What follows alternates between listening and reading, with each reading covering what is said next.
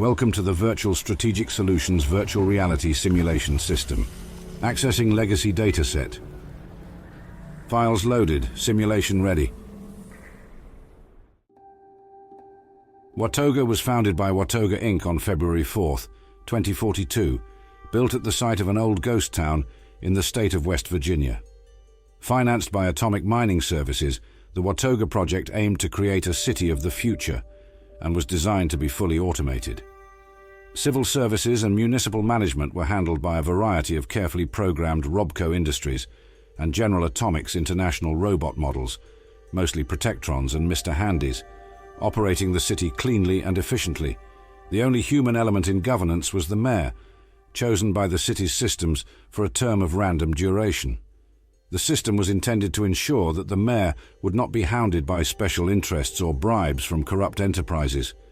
The Watoga Constitution also granted the mayor's executive orders to be the force of law, with the single exception that no such law could directly counteract that authority.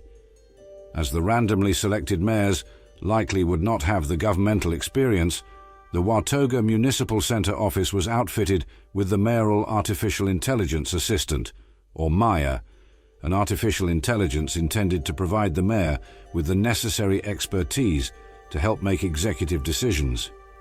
Mayors in the office could tell MAIA their desires to draft the appropriate legislation or, if confused about a possible course of action, be provided with informative answers from her knowledge database of decades worth of curated news articles, court opinions, and legislature. Despite the founding company's intentions, the system of governance proved to be fundamentally flawed in practice. Mayors often had no regard for the public interest, instead abusing their position for personal gains, such as the banning of rock and roll music. Watoga published its own periodical, the Watoga Times, which had existed by at least 2057. The newspaper advertised the Atomic Lottery, a lottery in which the winner would receive a decade's supply of various foodstuffs, with at least one winner emerging 1 month before the war, having played the lottery for over 20 years. The resource wars, which began in 2052, was known to have put great strain on the city's medical care to the degree that a lack of beds were available, and the Watoga emergency services were forced to kick patients out before they were ready to leave, particularly as soon as they were ready to half stand up. Watoga greatly suffered from elitism, with steep property prices excluding all but the richest Appalachians from purchasing real estate within the city. Residency was also subject to additional approval by corporate overlords. RobCo's management determined which applications were approved and frequently rejected those submitted by their own full-time employees. The elites had a vested interest in their city, voting against any measures that would endanger their status, including limiting emergency fire services to only the city's major districts and declining additional bus services so that the lowered cost wouldn't bring the wrong kinds of people to the city. The tide of automation also resulted in a rapid increase in unemployment, driving people out. The dissatisfaction and rejection caused Scott Turner, a RobCo developer, to form the Free Watoga People's Party and sabotage the city and its robotic staff. On October 22, 2077, Turner launched Operation Free Watoga, breaching Watoga's emergency service protocols and causing the city's robots to malfunction. To prevent their repair, Turner broke the transmission sequencer and corrupted the software on update terminals throughout the RobCo Research Center, leaving the terminal in his office the only machine capable of creating updates. To restrict access, Turner locked the terminal and prevented any badge other than his own from accessing the office.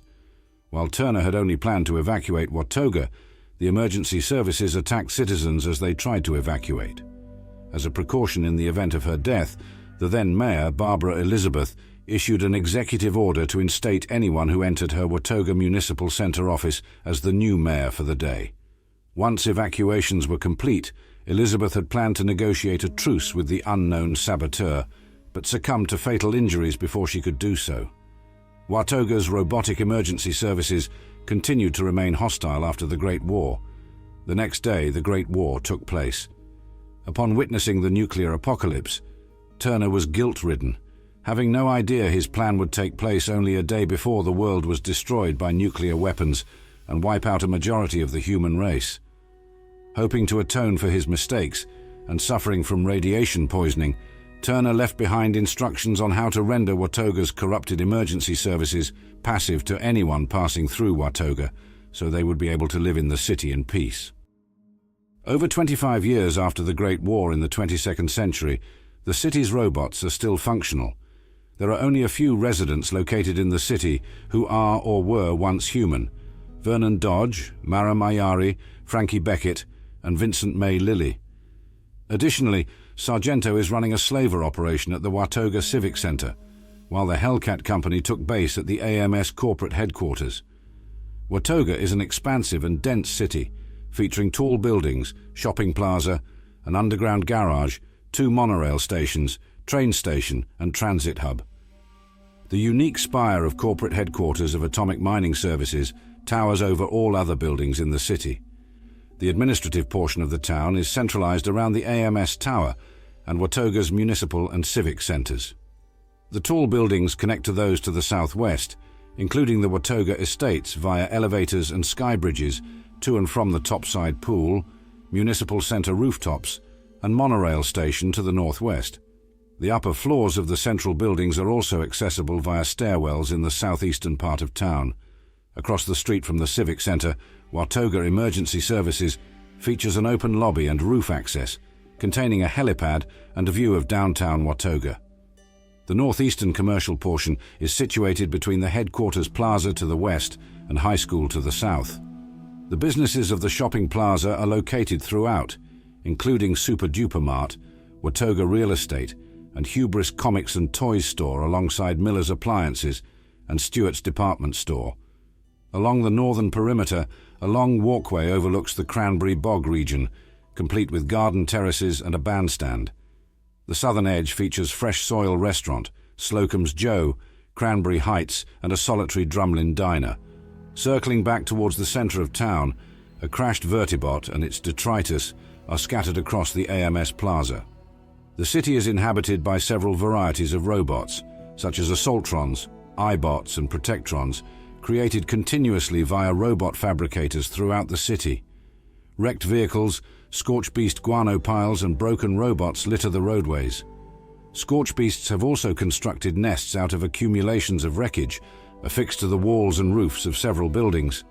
Split-flap display signs are installed throughout the city, actively rotating through their pre-war announcements. The city's roadways are named after the city's tech companies, either by name or by associated verbiage, such as RobCo Boulevard, Innovation East, and AMS West Streets.